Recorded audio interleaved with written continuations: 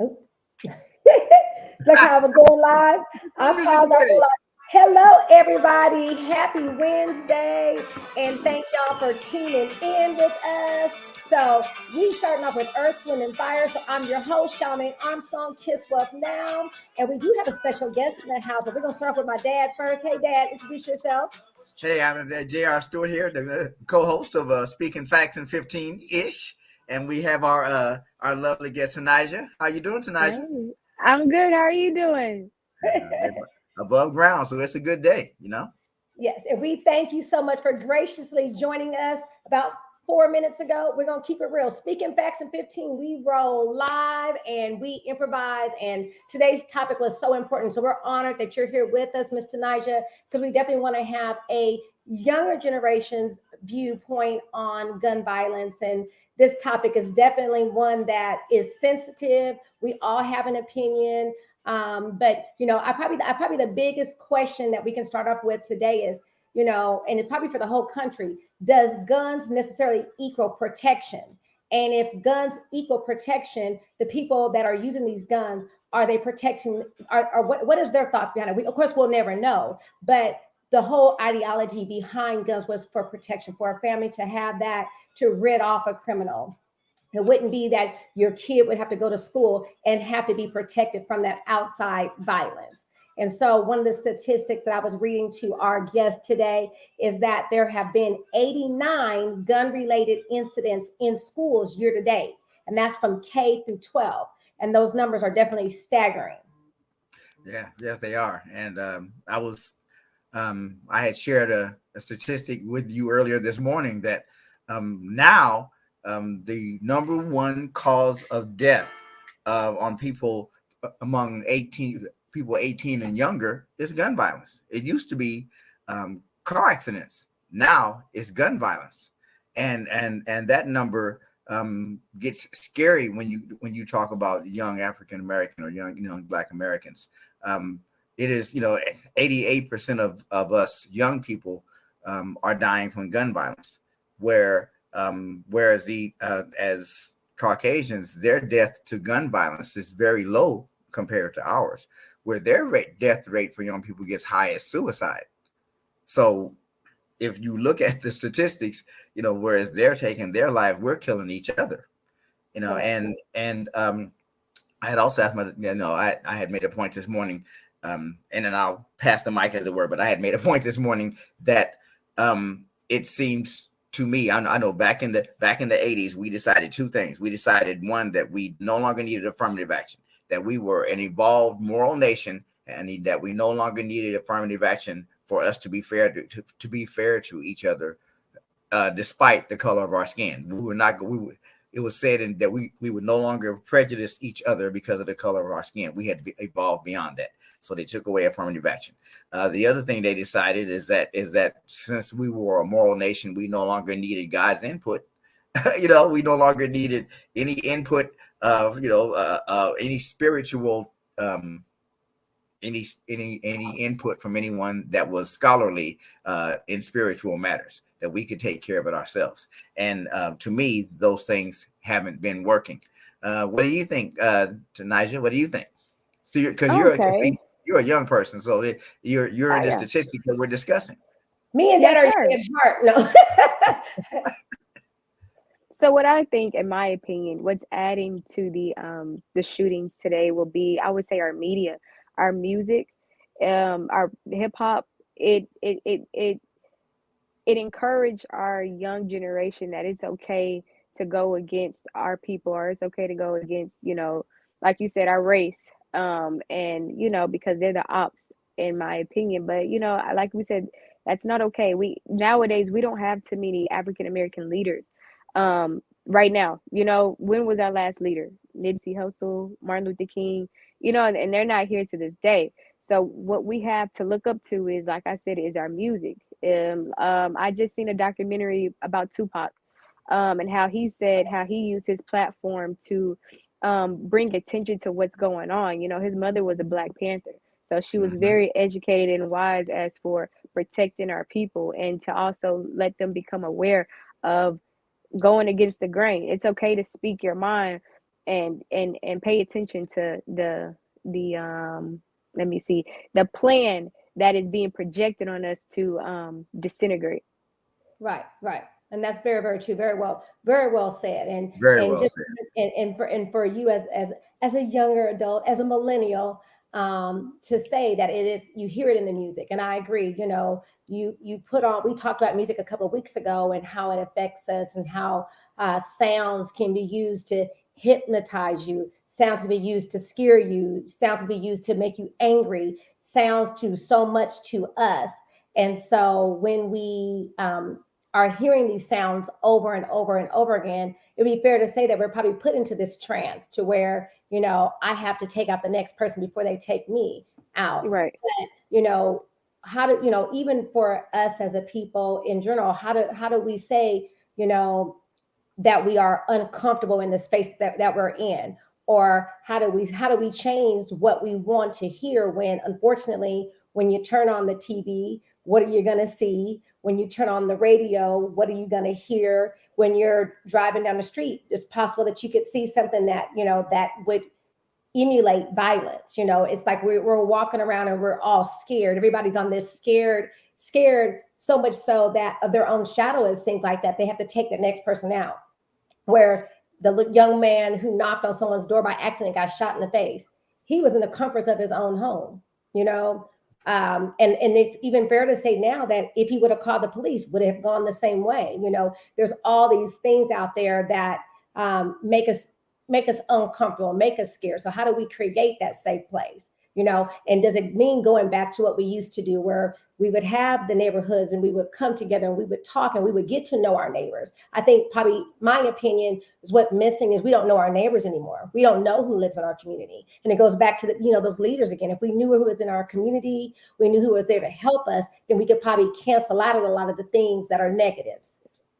The root of community, the etymology of the word community is common unity. And that's what neighborhoods were. They had a common unity. We were brought to this country in chains and came out of slavery as a people. But I really think that every Black person should read The Art of War by Sun Tzu. But the best way to beat your enemy is to make him or her beat themselves.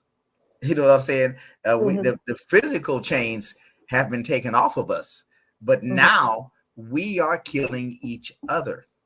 And like I said, from where I sit, because behavior, so the government has convinced everyone that behavior is a legislatable issue, and therefore it's the Republicans' fault or it's the Democrats' fault. And it's neither, because behavior has never been a something you could legislate in the halls of Congress. Behavior is a moral issue. And when you remove moral teaching and moral tradition from the culture of a society, which is what we have done, we basically told God to get out. Now, I'm not, I'm a Christian, but I'm just saying Christians, Muslims, Jews, whatever, we have more in common than we do to fight about. You know, if most religious teachings teach people to love one another. Most religious teachings teach people to coexist, and to make something that is, that is greater than the sum of its parts. You know what I'm saying? So those things we would have in common if there were common spiritual teaching in our culture. But like I said, God was told to get out. And I heard a preacher say once, I think I said it on the podcast last week and surely the week before, but I heard a pastor say we have traded the love of one, being God, for the likes of many, due to social media. And so yeah, in fact, what are your thoughts on that Denijah, as far as the spiritual training or the lack thereof in people your age? And do you think that because I agree with you that music has an effect, but do you think that has an effect as well?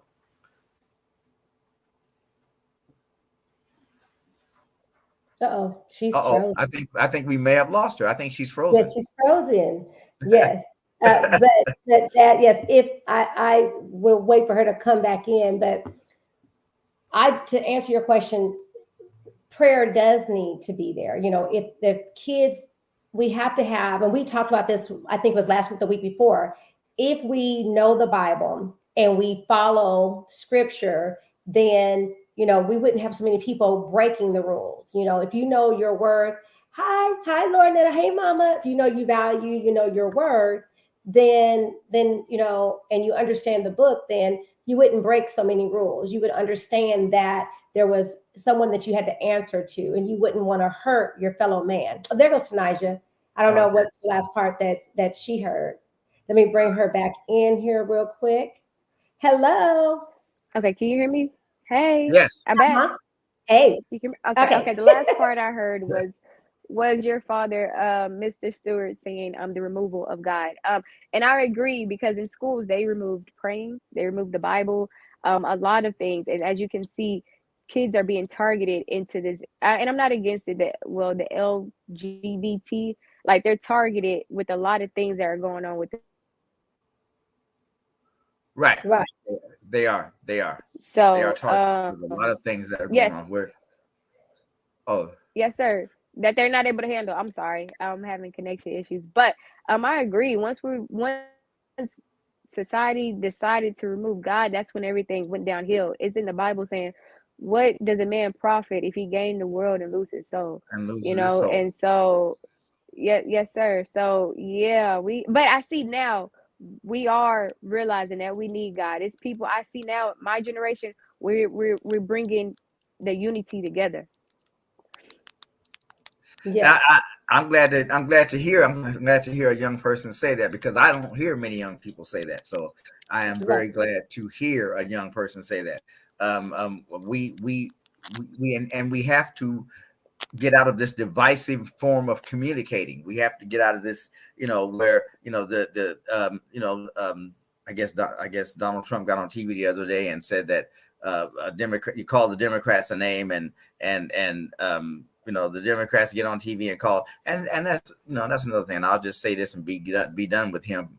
But when, as a culture, did we decide that it was fashionable for the leader of our country to be calling people names? You know, I would get sent home from school if I called somebody a name as a kid.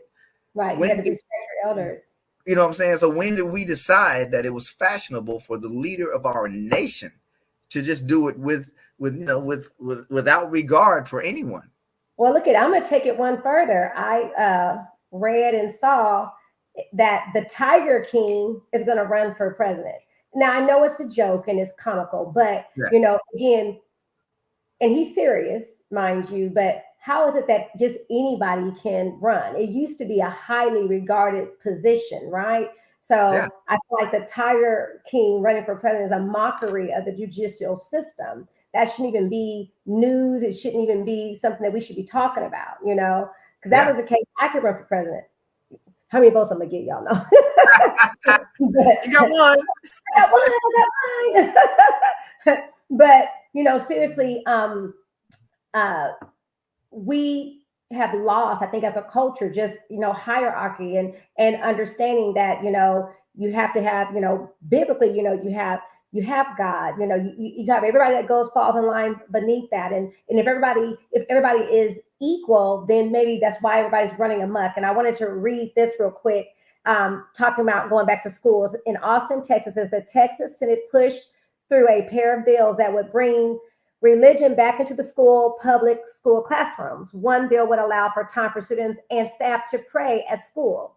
The other would require the 10 Commandments posted in every school classroom, which is awesome. I think someone is realizing that we definitely need to have religions back in school. You can pray to whomever you want to pray to. Right, you know, no one's saying that if you're a Muslim that you can't pray to Allah, you know, or, you know, if you're Catholic or, you know, Judas or, you know, what have you, 7-day Adventist, you know, but that needs to be there. That's going to create that unity, that love for one and all. Right. You know, Tanija, how long ago did you start seeing the change back towards, you know, people your age, bringing God back into your culture? How long ago did that start? Good question. Well, I can speak about how them removing it. I remember being like in the second grade, first grade, and they changed the Pledge of Allegiance. I think it was, I can't tell you verbatim what it was, but I remember they took certain lingos out, and I knew right then and there, okay, it's something's about to give, something's about to change. And then also watching the news, and the news give you nothing but negativity and sadness, and they emphasize on that too. Which I'm not saying nothing against the news, but the news really give you a bad taste in your mouth. They only specialize with what they want to give you. And going back to the mass shootings, you know, I feel there's a part of me that feel as if those are planned. Those mass shootings are planned. I understand people are crazy, but it hasn't been on the rampage as much as it was back then. This year alone, we have had a dozens of mass shootings. Right. So I feel like it's an agenda. It's an agenda that's being played, in my opinion. I agree. So, and just to go back to just some, statistics, they said that there has been 160 mass shootings across the U.S. just this year to date. And out of those 160 of those, 89 of them were at schools. So those are, definitely some scary numbers. And I saw, I don't know where I was reading, but there's all these different ideas out there to how to protect our children who are going to be who are our future. And Right. some people were talking about training teachers to have guns. And I saw one teacher say, I don't need a gun. I'm here to teach. Are you going to give the janitor a gun? Matter of fact, are you going to ask the janitor to come teach the classroom while the teacher has the gun to go out and protect the students, or vice versa? Are you going to ask the nurse to go fix the plumbing while the mechanics, like, everybody has to have their place. Everybody has to have their role. So I think, my opinion, bringing prayer back into schools, having the 10 commandments is definitely going to help. It's a start, and hopefully it will take out some of the anger and some of the anxiousness and just people just plain being afraid, because they don't know what's next. Yeah, Right. yeah. Bringing bringing a desire to study the Word of God, however that is for you, back into our homes. Because if it's Right. in our homes, then it will spill over into our schools. Like Tanaja was saying, we've gotten to a point where we have worshipped our music, and we did talk a few weeks ago about, you could look at the rise at the rise in violence in music and in movies, and the rise in violence in real life. They almost Yes, have sir. risen together. um Yes, sir. and because we learn by assimilation and association. Assimilation is what we hear, what we see, and association is what we mimic, what we choose to mimic. But those are the ways we learn. That we don't have any other way.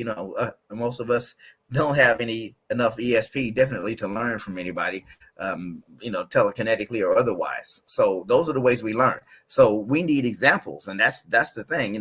Jesus spent 3 years, I like to say, in the hood, but he spent 3 years out there in the streets, giving people an example. That's exactly, and so we need more examples in our homes, so that those examples will spill over into the public places where we congregate, to our schools, Yes, sir. to our shopping malls, to the concerts, all these places where these shootings and mass shootings have taken place. Correct. Well, Dad and Tanaja, I thank y'all so much. This is, of course, a conversation that is hard to have in 15-ish. Our Ish, shows tell yes. us speaking facts in 15. We always tend to run over, but we just want to, this is a Cliff Notes version, but y'all who are watching, y'all let us know if we definitely want to keep having the conversations that are matters of the heart. And again, it's not that we're telling you that our view is going to fix everything or our view is better than yours, but hopefully by us sharing our views on topics, that it can help us maybe come collectively to a positive place and know how to just handle what we're going to be dealing with, or what is on our plates. Anybody have any closing remarks? Tanaja, Dad? Of course, Dad, I love you, and I'm so glad that you're here, and you're my dad, and you're sharing all this information with everyone. Yeah. Well, I just, my motto for now is, if we learn to love ourselves, it'll be easier to love everybody else. We're walking around angry because we don't even love ourselves anymore. So, All right. Yeah. So how do we get to loving ourselves? How do we get to loving ourselves is the question. Because you have to know you have worth. You have to know you have value. And the Bible teaches this. The Quran teaches this. The Metuneter, Comedic tradition, spiritual teachings teaches this. The Metuneter I just mentioned teaches kingship. If we taught our children that they were princes and princesses, and I'm not talking about Snow White, I'm talking about that the home is the kingdom. You are princes and princesses learning to be kings and queens. If you walk around that way, you're not going to walk into a restaurant and shoot people. You're not going to walk into a school. A prince would never walk into a school and shoot anybody. A king wouldn't walk into a school and shoot anybody. That's right. You know what I'm saying? So we our value comes from how we see ourselves. I guess I just have to say this, that there's a song tonight, it's called Good Thoughts, Bad Thoughts. Look it up on YouTube and listen to it. But it says, one of the lyrics says, be careful of the thought seeds that you plant in the garden of your mind, for seeds grow after their kind. So Paul in